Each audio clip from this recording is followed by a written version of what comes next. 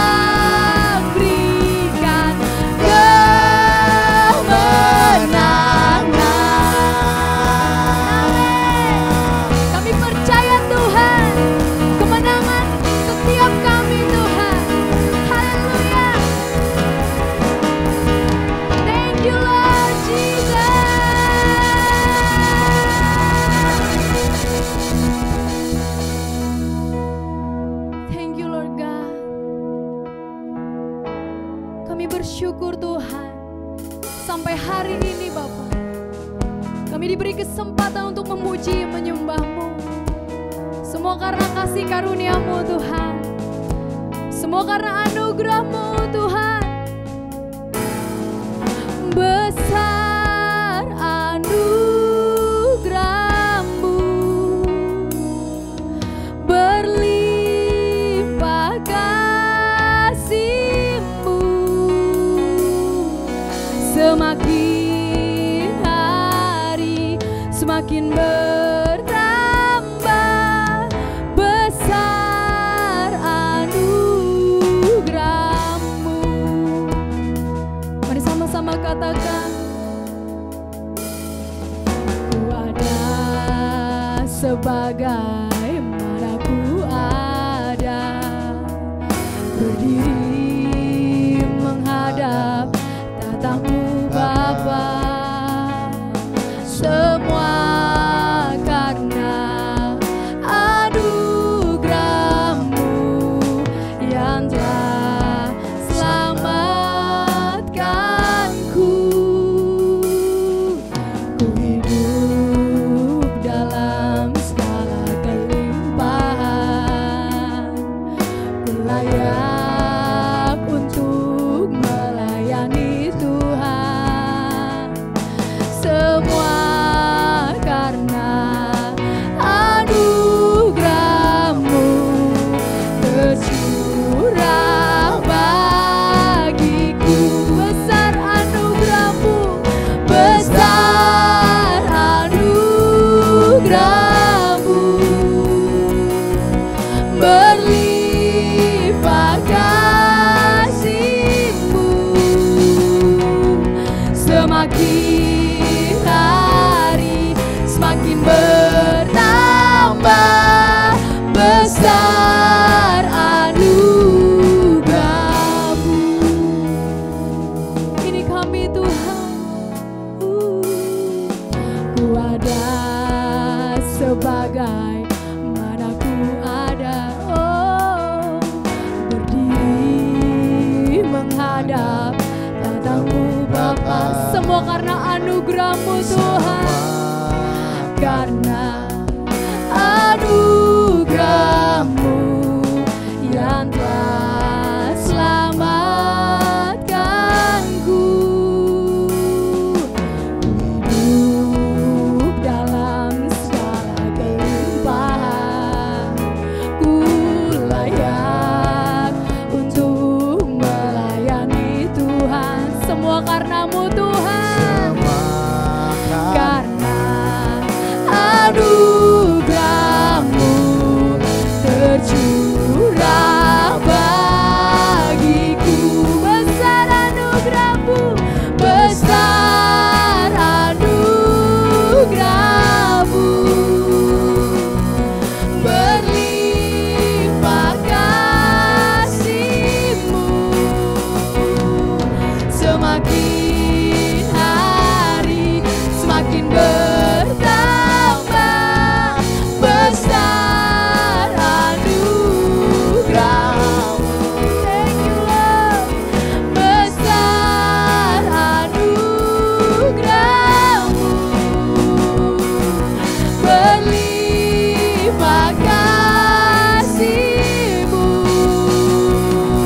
semakin hari semakin bertambah. Besar anugerah-Mu, besar anugerah-Mu Tuhan yang kami rasakan. Kami bersyukur Bapa, Engkau Allah yang baik Tuhan. Tiada yang seperti-Mu Yesus, tiada yang seperti-Mu Bapa. Semua karena kasih sayang-Mu, semua karena anugerah-Mu Tuhan. Kami ada semuanya karena anugerah-Mu. Kami bisa karena-Mu Tuhan. Kami ada karena-Mu Yesus Lord.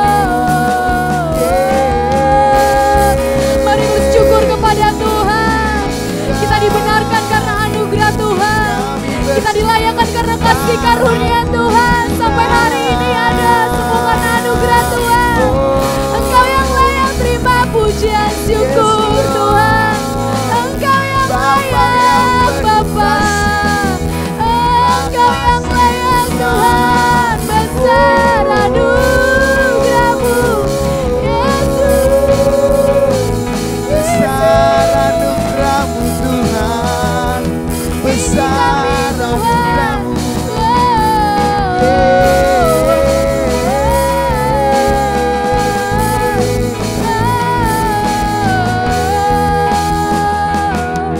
Semua karena anugerah-Mu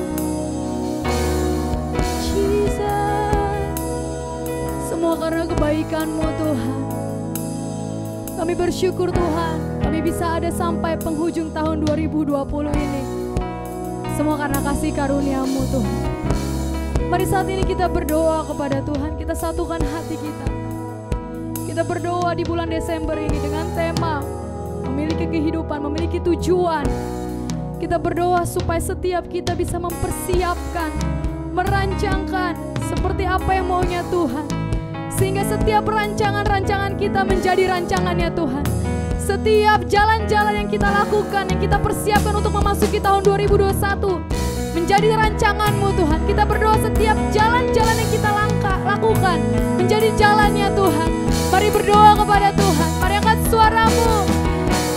Kami perlu Engkau Tuhan. Kami membutuhkan Engkau Yesus. Kami membutuhkan Engkau Tuhan. Kaulah yang melakukan rezeki hidup kami. Mendahului kami Bapa. Biarlah setiap jalan kami menjadi jalan-Mu Tuhan. Semuanya hanya untuk kemuliaan Tuhan. Biar rancangan Tuhan dalam kehidupan Tuhan. Bukan hanya untuk kami, tapi hanya untuk Engkau Yesus. Kami percaya dalam nama Yesus ya Bapa.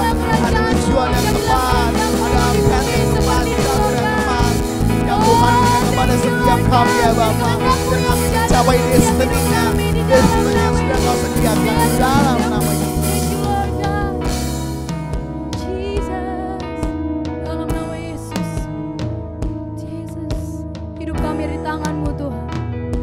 Kami adalah milik-Mu Tuhan.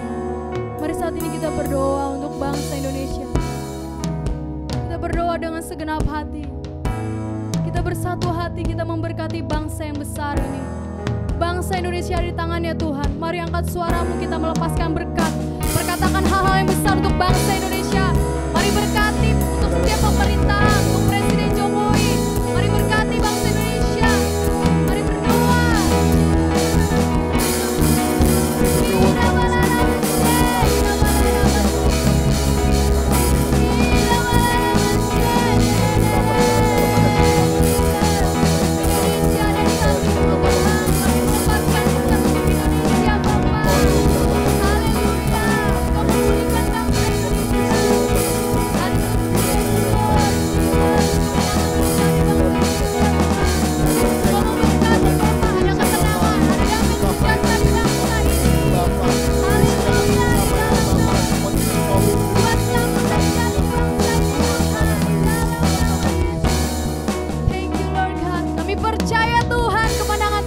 Bangsa Indonesia. Amen. Kami percaya Tuhan, Indonesia meraih pemulihan, mengalir Tuhan.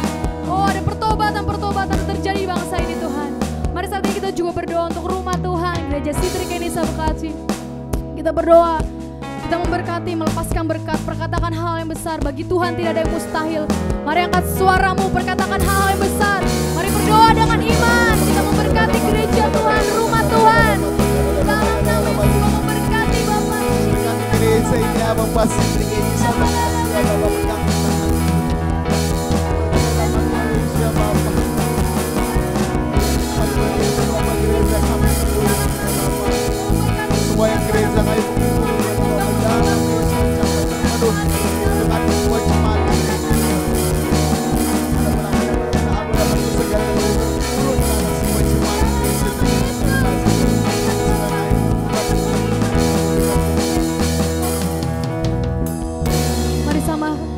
Bersama-sama kita angkat kedua tangan kita.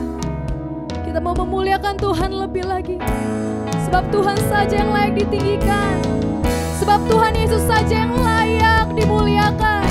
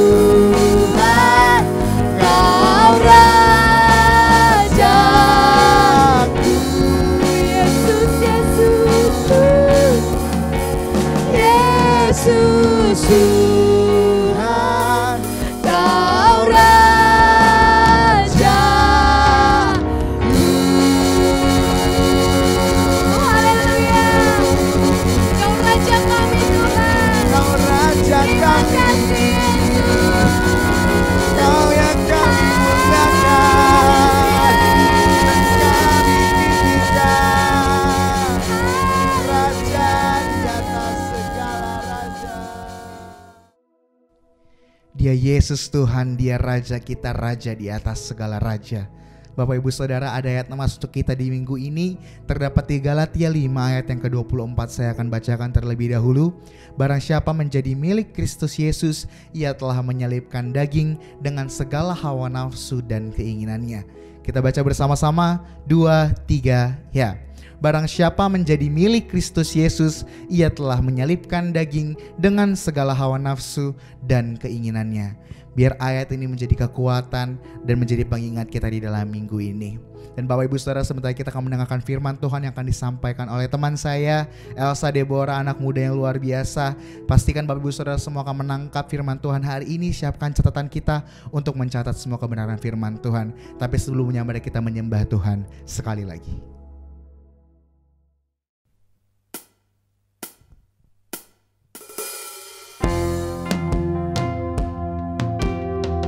Menyembah-Mu lebih dalam lagi Tuhan.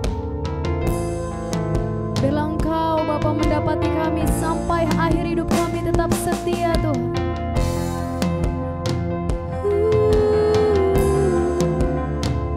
Sebab Engkau saja yang mengenal kami Bapa lebih dari siapapun. Bapa, Engkau mengenalku lebih dari siapapun. Engkau tahu ceritaku dan isi hatiku. Tak peduli masa lalu, Engkau tetap memilihku. Ubahkanku, sempurnakan jadi karya yang indah.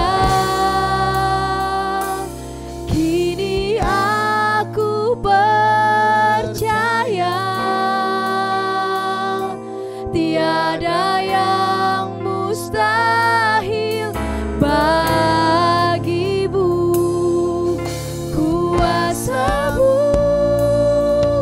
kuatkanku, dasarku berharap.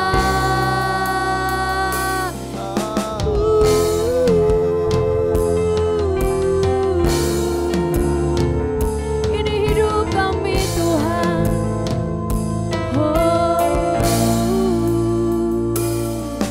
Bapa, Engkau mengenalku lebih dari siapapun. Engkau tahu ceritaku dan isi hatiku. Tak peduli masa lalu, Engkau tetap memilihku. Ubahkanku, sempurnakan jadi karya yang indah. Kini aku percaya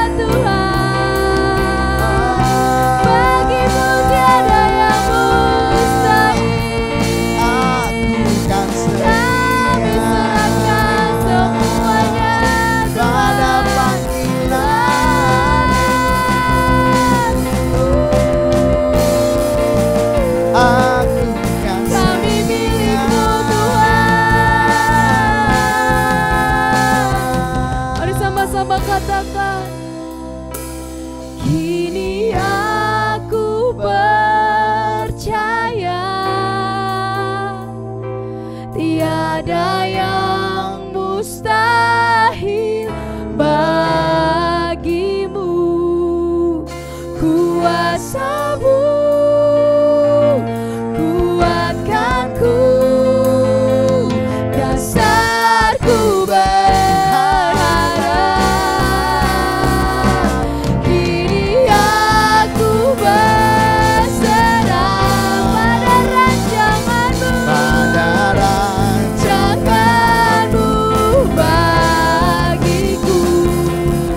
Ku ikuti panggilan-Mu, ku kan setia sampai akhir hidupku.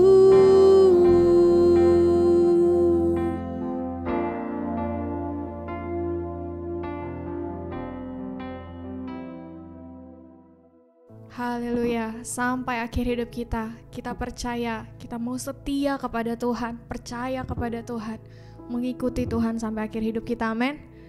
Puji Tuhan, saat ini kita mau mendengarkan firman Tuhan. Setelah kita rasakan hadirat Tuhan selama pujian penyembahan tadi, saya sangat diberkati lewat pujian dan penyembahan Bapak Ibu Saudara. Bapak Ibu Saudara, saya harap kita semua saat ini merasakan hadirat Tuhan, berada dalam perlindungan Tuhan. Mungkin gak semua dari kita bisa merasakan kesehatan, tapi kita percaya ketika kita berada di dalam Tuhan, sukacita yang baru selalu mengalir dalam hidup kita, amin. Saat ini sebelum kita mau mendengar firman Tuhan, kita mau berdoa bersama-sama. Mari kita satukan hati kita berdoa. Bapa, kami mau mengucap syukur untuk kasih-Mu, untuk hadirat-Mu hari ini. Kami buka hati kami Tuhan, kami mau mendengarkan firman Tuhan, biar Kau yang berbicara kepada setiap kami, menyampaikan isi hati-Mu Tuhan. Berkati mulut bibir, lidah hamba-Mu Bapa untuk menyampaikan kebenaran firman Tuhan yang akan tertanam di hati kami, yang akan bertumbuh dan berbuah di dalam kehidupan kami. Terima kasih Bapa, di dalam nama Yesus kami berdoa. Amin. Nah, saat ini Bapak Ibu Saudara, saya mau menyampaikan firman Tuhan yang berjudul tentang betapa penting memiliki tujuan. Coba kita katakan bersama-sama, betapa penting memiliki tujuan. 1, 2, ya. Apa penting memiliki tujuan? Amin. Nah, minggu kemarin kita udah dengar firman Tuhan tentang karunia. Ada Pastor Jack menyampaikan tentang grace ya, bahwa kita hanya perlu menerima keselamatan daripada Tuhan. Kita gak perlu menambahkan kebenaran, karena itu gak seberapa. Dan kita bersyukur kita adalah orang-orang yang diselamatkan. Nah, poin yang pertama adalah kita ada bukan karena kebetulan. Coba colek dulu kiri kanannya kalau Bapak Ibu ada teman di rumah gitu ya. Katakan kita ada bukan karena kebetulan, tapi ada tujuan yang daripada Tuhan. Saya mau baca firman Tuhan di Yeremia 1 ayat 5. Sebelum aku membentuk engkau dalam rahim ibumu, aku telah mengenal engkau. Dan sebelum engkau keluar dari kandungan, aku telah menguduskan engkau. Aku telah menetapkan engkau menjadi nabi bagi bangsa-bangsa. Nah, ini adalah firman Tuhan yang Tuhan sampaikan kepada Yeremia. Dan kita percaya kalau Tuhan punya tujuan bagi Yeremia, begitu juga dengan kita semua. Saya ketika baca ayat firman Tuhan ini ya, itu seperti Tuhan yang menyampaikan kepada saya, kalau Tuhan berbicara seperti, aku ini membentuk engkau Deborah dalam rahim ibumu, aku ini gak sembarangan membuat engkau, aku punya tujuan. Kita percaya Tuhan punya tujuan terhadap diri kita masing-masing, tujuan yang berbeda, tujuan yang bukan berasal dari diri kita sendiri, tapi tujuan yang berpusat pada Tuhan. Nah, mari pastikan kita tahu dasarnya adalah kita ada di dunia ini bukan karena kebetulan. Bukan main-main Tuhan mau buat kita, tapi Tuhan punya tujuan. Nah, yang paling penting adalah kita sebenarnya tahu Tuhan pasti punya tujuan. Pasti ada tujuannya kita hidup. Tapi sayangnya gak semua orang tahu apa sih tujuan itu. Apa sih tujuannya Tuhan buat saya gitu ya. Nah, saya punya cerita Bapak Ibu Saudara, pengalaman gitu ya. Saya pernah mengalami mesin error waktu itu. Saya mau mengerjakan tugas. Pernah gak sih Ibu lihat laptop hang atau mesin yang tidak berjalan seperti seharusnya? Waktu itu saya mau mengerjakan tugas kuliah. Nah, saya ini orangnya suka banget denger musik gitu ya. Saya mau mengerjakan tugas kuliah, jadi saya mulai buka Word, Microsoft Word, saya buka materi-materi dari PDF, terus dari PowerPoint, dan saya tuh suka kalau saya belajar sambil denger musik. Jadi saya buka YouTube, terus saya bukanya chat WhatsApp dari internet gitu ya, dari laptop. Dan apa yang terjadi? Saya buka semuanya, saya dengerin. Karena saking banyaknya tab yang saya buka, akhirnya laptopnya error, laptopnya hang Bapak Ibu. Kadang saya mikir kayak gini ya, oh iya ya, kenapa sih saya harus buka semuanya padahal saya cuma pengen ngerjain tugas gitu. Tapi saya malah gak fokus dan jadinya buka semuanya dan akhirnya laptopnya hang. Kadang kalau kita refleksikan kepada diri kita gitu ya, banyak dari kita yang hidup seperti itu. Kita banyak mengerjakan banyak hal yang sebenarnya kita tahu itu bukan tujuan hidup kita. Tapi karena kita gak mengerti apa tujuan hidup kita, akhirnya kita mulai lakukan banyak hal. Dan apa yang terjadi?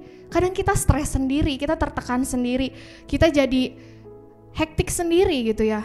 Kita gak ngerti tujuan kita apa sehingga kita lakukan semuanya. Karena itu penting kita ketahui tujuan kita melakukan sesuatu itu untuk apa sih?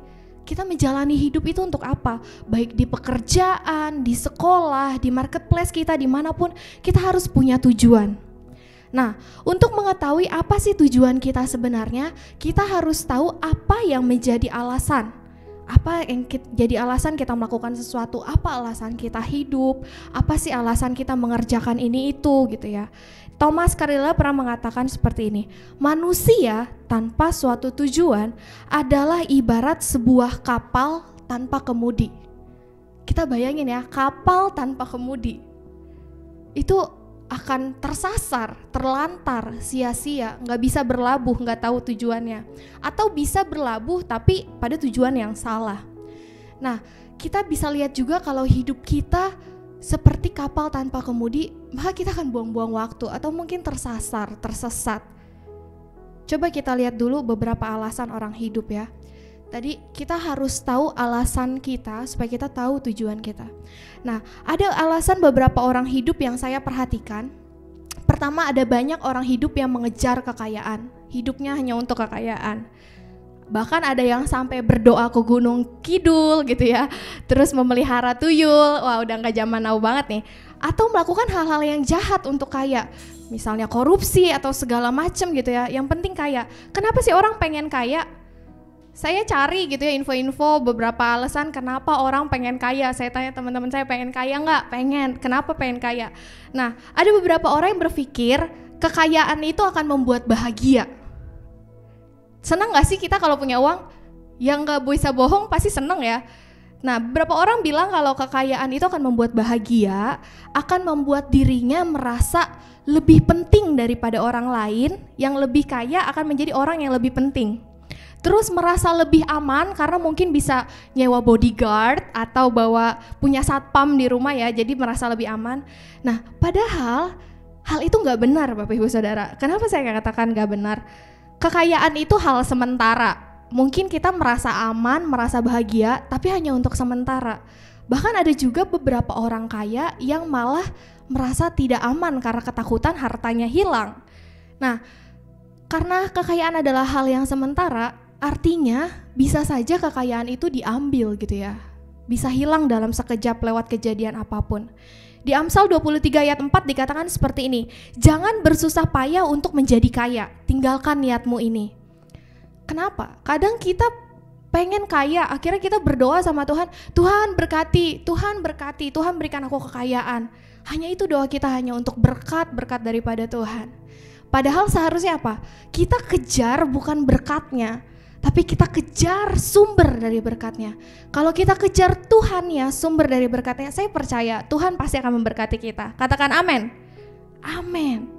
Nah, yang kedua, ada alasan orang hidup itu untuk pengakuan.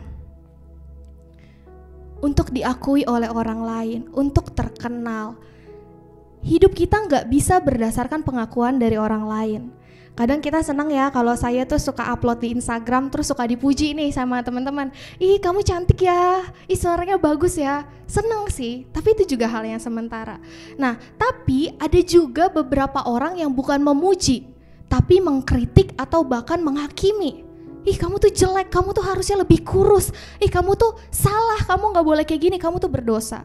Nah, karena itu Bapak Ibu Saudara, kita gak bisa hidup beralasan untuk pengakuan dari orang lain.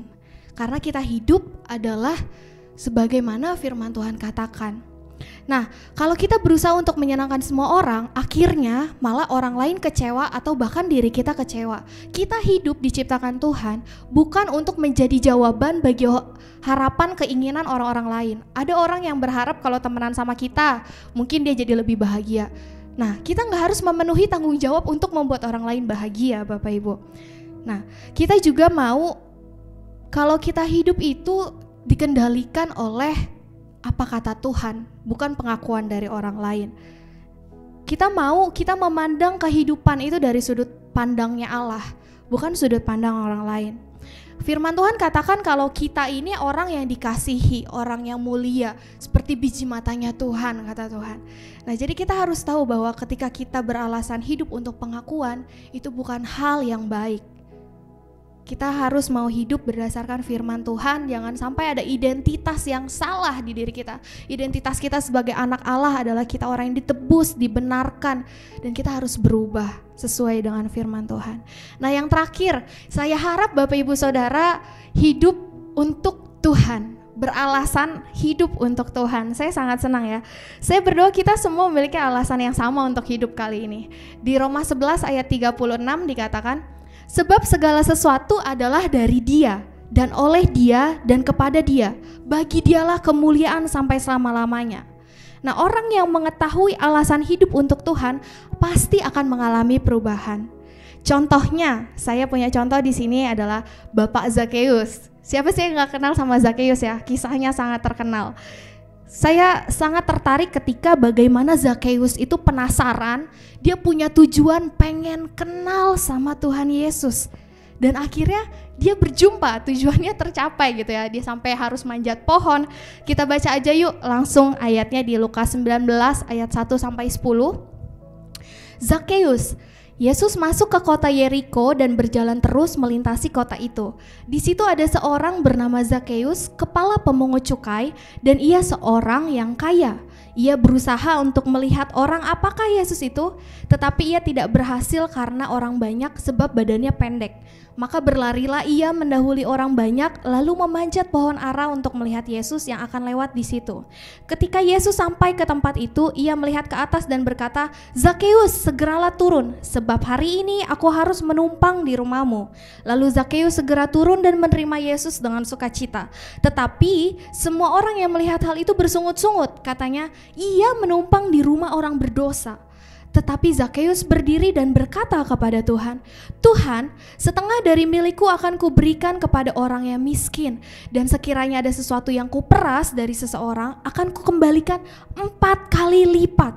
Kata Yesus kepadanya, hari ini telah terjadi keselamatan kepada rumah ini, karena orang ini pun anak Abraham. Sebab anak manusia datang untuk mencari dan menyelamatkan yang hilang.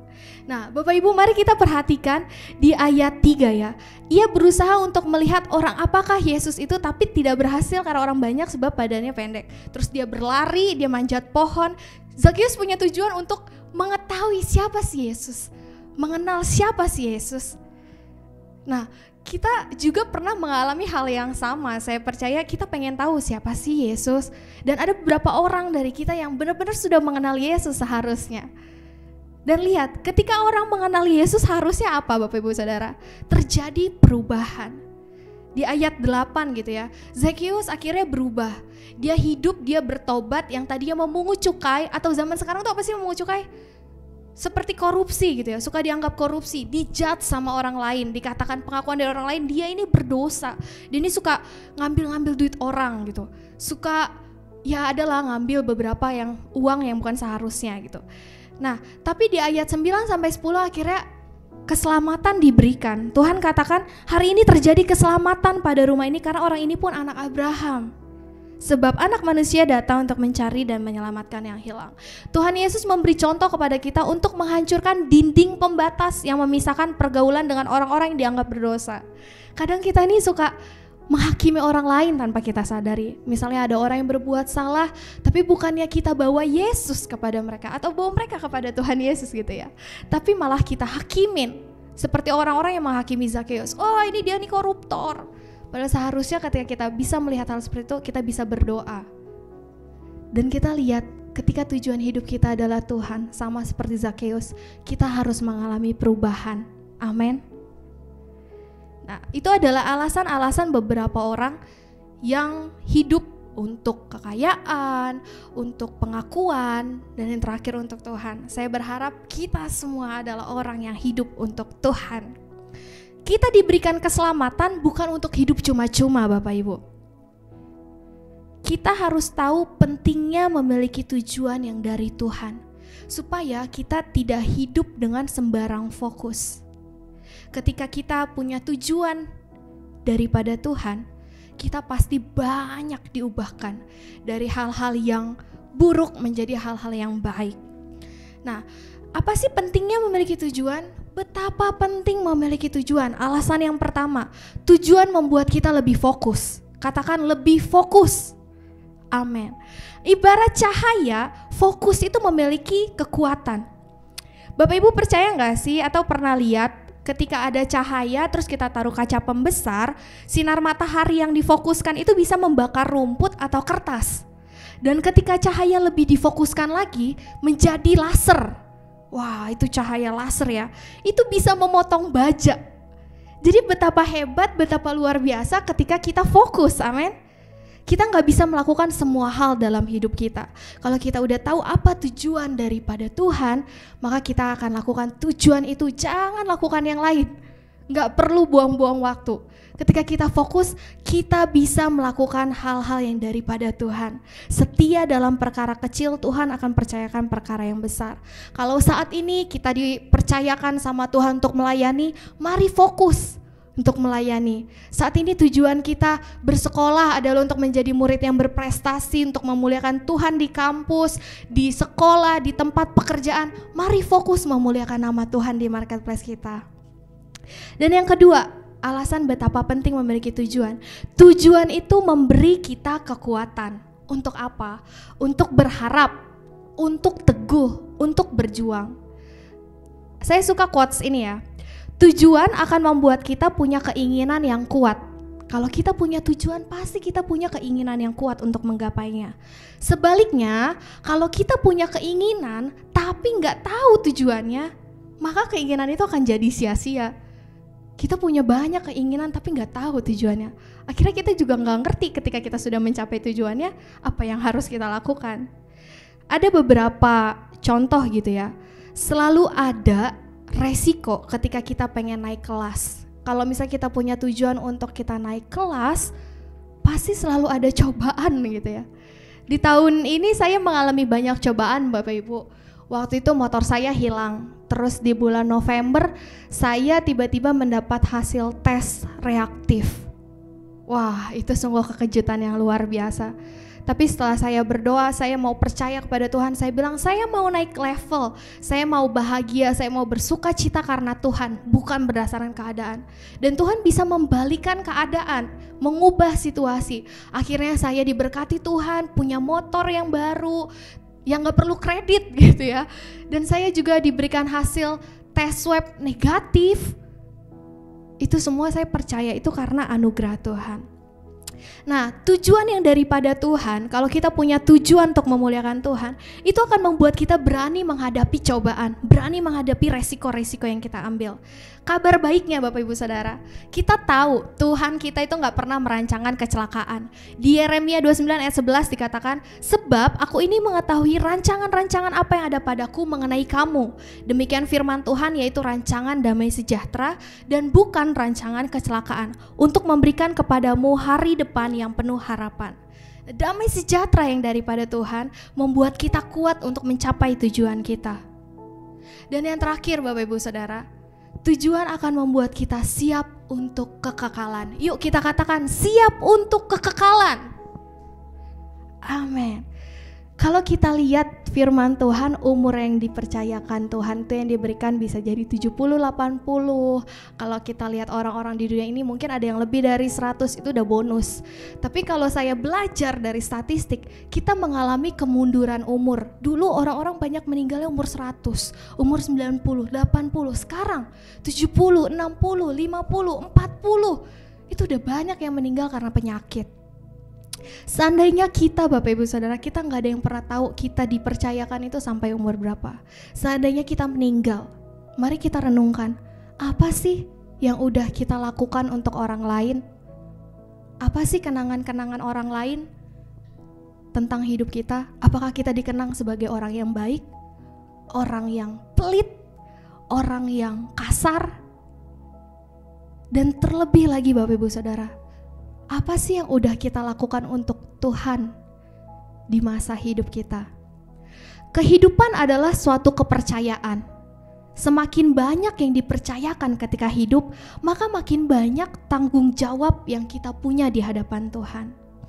Dulu saya berpikir gitu ya, saya ingin tujuan hidup saya itu Tuhan, maka hidup saya harus berpusat pada Tuhan. Lalu saya mulai membuat urutan-urutan bahwa prioritas saya nomor 1 adalah Tuhan, nomor 2 adalah mama papa, keluarga, nomor 3 teman-teman, dan lain-lainnya. Saya pikir dengan membuat urutan itu adalah hal yang baik. Tapi ternyata gak bisa seperti itu Bapak Ibu Saudara. Seharusnya untuk memusatkan Tuhan di hidup kita, tujuannya Tuhan adalah di hidup kita. Tuhan itu menjadi pusat dari semua aspek. Jadi Tuhan ada di pusatnya. Lalu setelah itu keluarga, teman-teman itu berada di lingkaran yang sama, circle yang sama dengan Tuhan adalah pusatnya. Jadi ketika kita bersama keluarga, kita membawa Tuhan. Kadang kita nyuruh-nyuruh orang untuk ayo dong datang sama Tuhan, ayo dong datang sama Tuhan. Kenapa gak kita aja yang bawa Tuhan ke dalam hidup mereka? Amin. Ingat apa yang kita lakukan saat ini di keluarga, di gereja, dimanapun kita, itu berdampak pada kekekalan. Jadi mari libatkan Tuhan di setiap aspek hidup kita untuk siap menghadapi kekekalan. Apa aja yang harus kita lakukan? Menerima keselamatan. Kita harus menyembah Tuhan, mengasihi orang lain, menjadi dewasa seperti Kristus, melayani dengan karunia kita, dan memberitakan keselamatan. Tidak menikmati keselamatan sendirian. Sebenarnya Tuhan itu ingin pakai kita sebagai alat. Tapi apakah kita sudah mengerti bahwa kita punya tujuan sebagai alatnya Tuhan? Bapak Ibu, di Roma 14 ayat 12 saya mau kita baca ini bersama-sama. Demikianlah setiap orang di antara kita akan memberi pertanggungan jawab tentang dirinya sendiri kepada Allah. Ketika kita nanti menghadapi kekekalan, kita akan memberi pertanggungan jawab apa yang sudah dipercayakan Tuhan dalam hidup kita. Bagaimana kita mengerjakannya? Mari kita renungkan apa yang udah kita lakukan untuk Tuhan. Gak cuma kenangan-kenangan orang lain yang diingat tentang kita, tapi apa sih yang udah kita lakukan untuk Tuhan?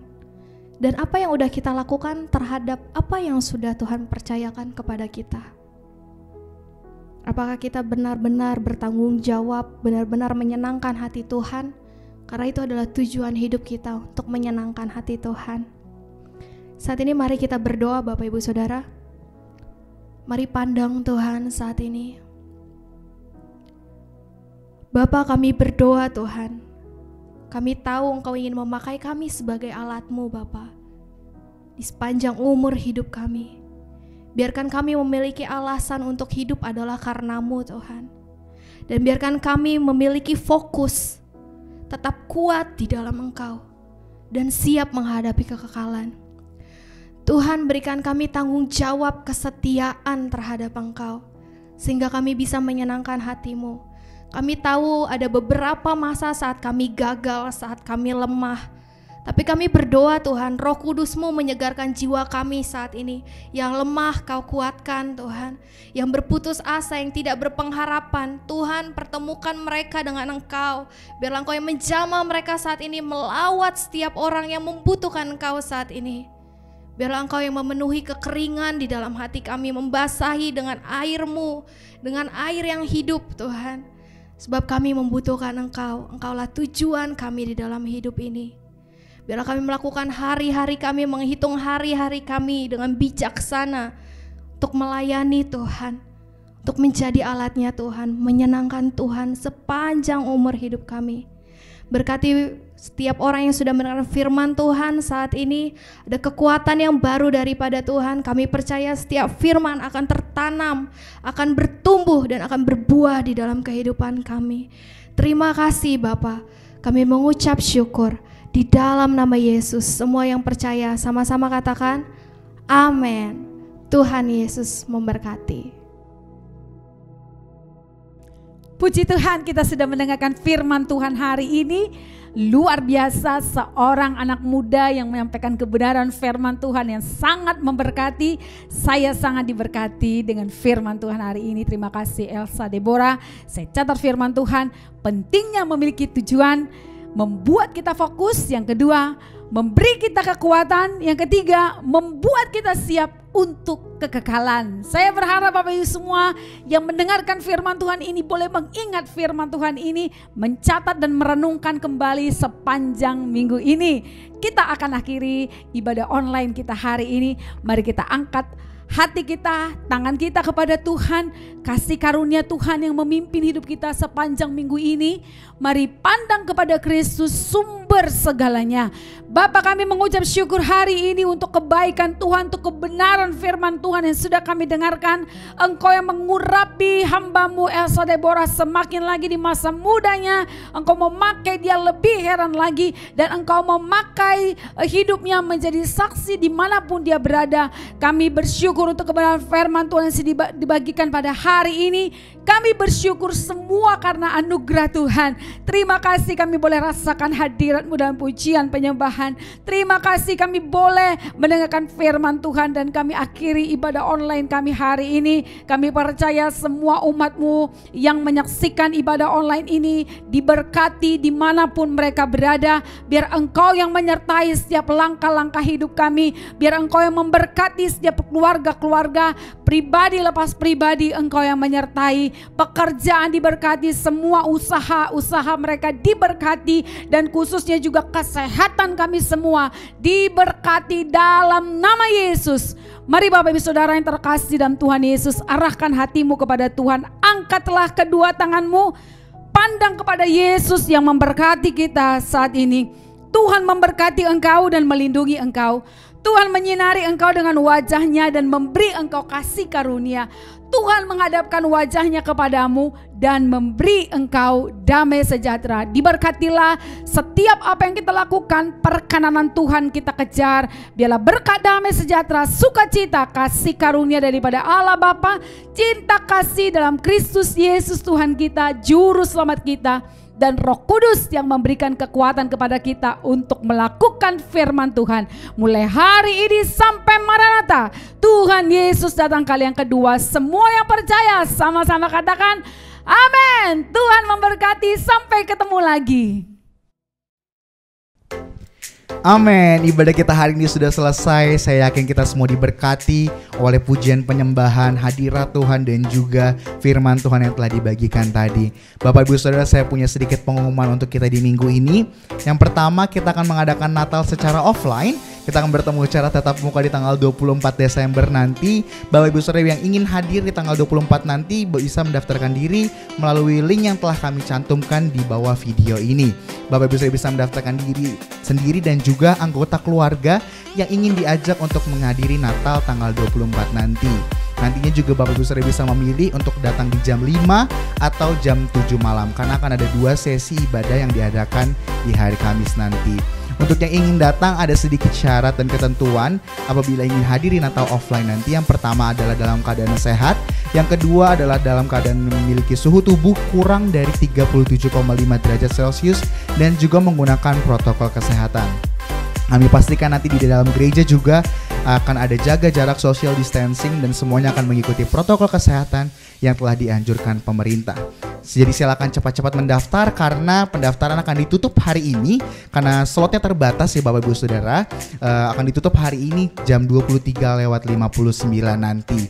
Buat yang tidak bisa hadir di tanggal 24, Bapak Ibu Saudara bisa mengikuti Natal secara online di tanggal 25 jam 10:15 seperti ibadah minggu biasa. Kita akan beribadah secara online lewat YouTube channel Sitri Kenisa Bekasi. Nah, minggu depan kita akan tetap beribadah secara online di hari Minggu jam 9:15 untuk ibadah King Kids dan jam 10:15 untuk ibadah umum. Jadi minggu ini kita akan ada 3 kali beribadah. Pastikan kita semua tetap bergairah. Buat yang mengikuti Natal di tanggal 24 tetap bisa lagi untuk ikuti tanggal 25. Kita akan bersuka cita bersama-sama merayakan kelahiran Tuhan Yesus. Tetap jaga kesehatan, bisa menggunakan protokol kesehatan yang dianjurkan pemerintah apabila ingin keluar rumah. Dan kita bertemu di hari Kamis, Jumat, dan Minggu nanti. Tuhan Yesus memberkati.